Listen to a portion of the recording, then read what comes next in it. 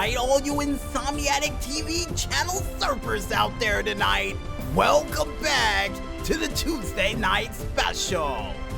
And now it's time for us to go into another edition of the As Seen on TV. And the show we have up on the plate for you for this week, folks, is a show that only lasted about 2 years on Cartoon Network's airwaves, only known as The Marvelous Misadventures of Flapjack, aka the show title that was so long it couldn't even fit in the box for this week. Yikes!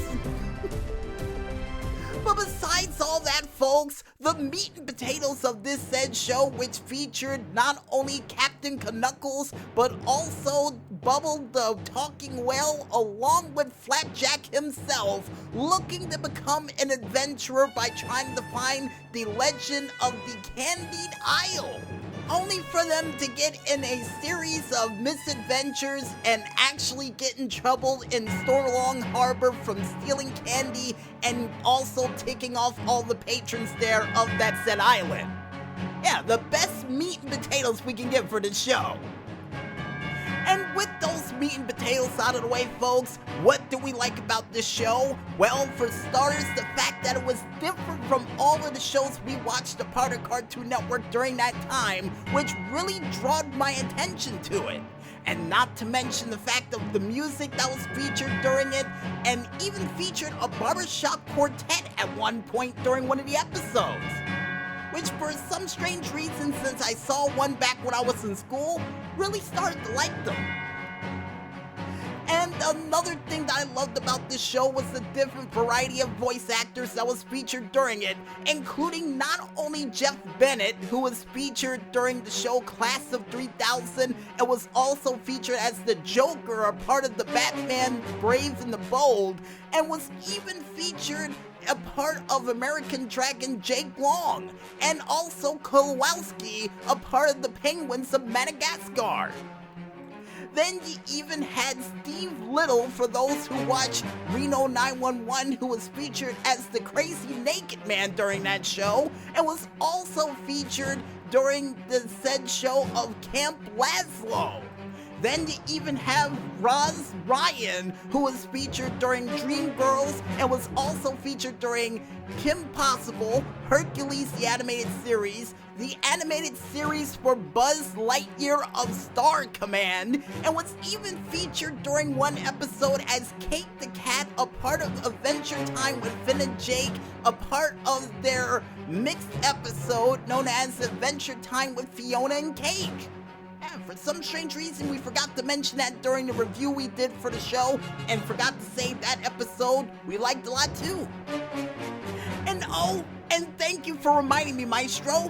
they even had Brian Doyle Murray, who was the brother of Bill Murray, featured during this said show, who played the voice of Captain Knuckles. And his pirate work wouldn't stop there, folks, because he would also be featured as a pirate of the Flying Dutchman variety during SpongeBob SquarePants, and was even featured during King of the Hill, My Gym Partner's a Monkey, The Brave Little Toaster, Family Guy during the Daggermouth episode, and even featured during one of my favorite shows of all time known as Married with Children, along with the other litany list of shows over the years. And finally, the last person who was a voice actor during this show was featured known as Mark Thruop Van Orman,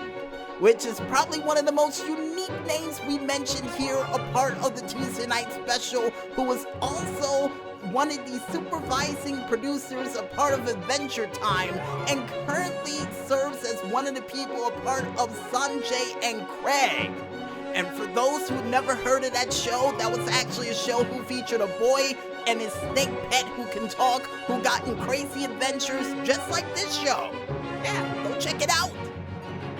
And one of my favorite episodes of this said show, which I do believe came out on my birthday one year, was the episode where Flapjack would get a compass for his birthday and they would try to find the direction known as the West, which was considered cursed course, by many a sailor, but Flapjack still wanted to go in that direction, and things would get so weird at one point that even the color of the episode itself would turn a misty red with a creepy guy going,